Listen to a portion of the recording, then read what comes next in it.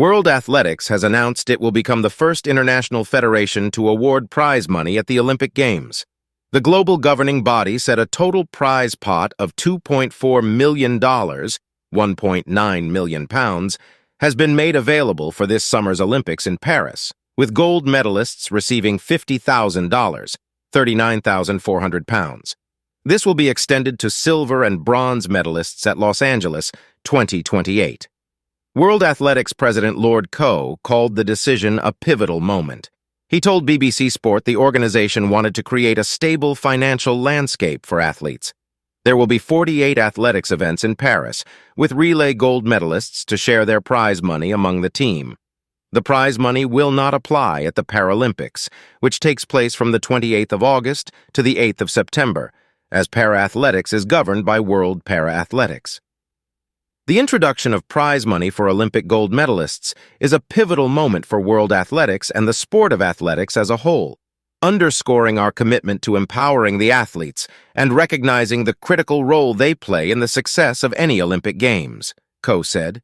While it is impossible to put a marketable value on winning an Olympic medal, or on the commitment and focus it takes to even represent your country at an Olympic Games, I think it is important we start somewhere and make sure some of the revenues generated by our athletes at the Olympic Games are directly returned to those who make the Games the global spectacle that it is.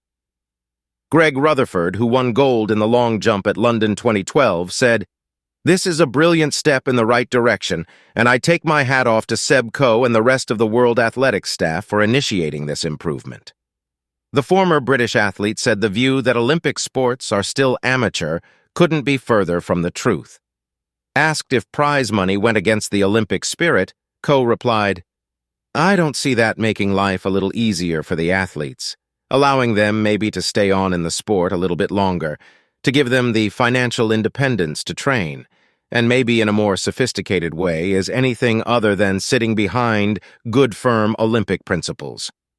World Athletics said the format and structure of prize money for the 2028 Games will be announced nearer the time. It added that the payment of prize money will depend on athletes undergoing and clearing the usual anti-doping procedures. Given the Olympics' origins as an amateur sports event, the International Olympic Committee, IOC, does not award prize money but distributes funding through international federations, IF, and National Olympic Committees, NOC. Some national Olympic committees offer financial rewards to their medalists, though the British Olympic Association does not. The IOC said, "It is up to each IF and NOC to determine how to best serve their athletes and the global development of their sport." Athletics has not been a rich sport. Dame Denise Lewis, won gold in the heptathlon at the 2000 Sydney Olympics for Great Britain, said the announcement is really positive, but added athletics has not been a rich sport. "This has nothing to do with the Olympics is supposed to be about valor, about honor and representation of your country. This is absolutely a gesture from World Athletics to its athletes," Lewis told BBC 5 Live Drive.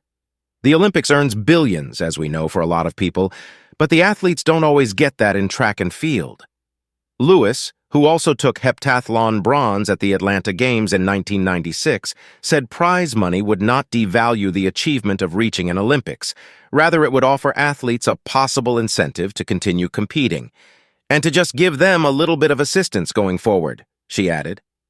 Rutherford, who was also an Olympic bronze medalist in Rio in 2016, said he hopes other sports can adopt the same approach as World Athletics.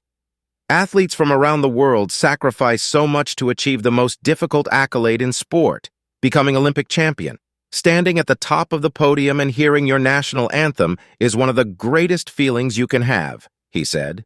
But the scrutiny that the athletes are constantly under, along with the comparisons to other sporting success stories, always failed to mention the lack of financial support given.